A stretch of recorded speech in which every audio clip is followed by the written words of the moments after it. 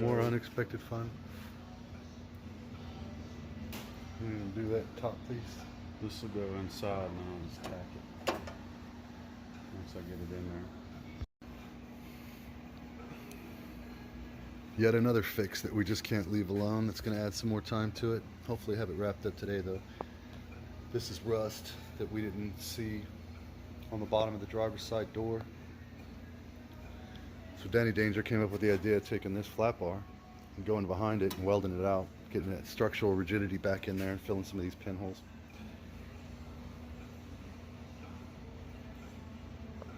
So now, since we got the doors off and we were doing the jams anyway, we're going to finish out the insides of the jams that we couldn't get to before. That was another rust hole we repaired. So we can get all up in there. Now we're going to pull the passenger door off and do the same thing. At least this way the door jams will be flawless. And the doors will be fixed right. We got to tape off the doorway there. Paper that up so we don't get anything in the interior that we don't want there. But that's it. That's what we're working on today. Monday, the discovery of more rust.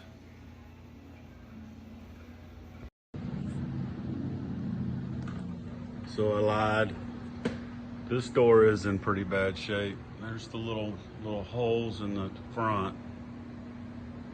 Da, da, da, da, da, da, da.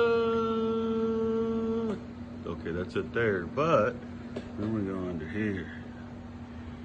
And then we got there, there, there, there, there, there, there, there, there, there, there, there. So gonna have to do some welding tomorrow. Okay, so see all the rust up inside this door.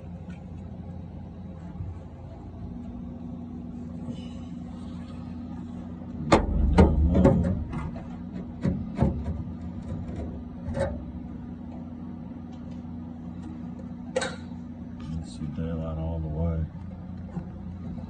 After I vacuumed all of it out.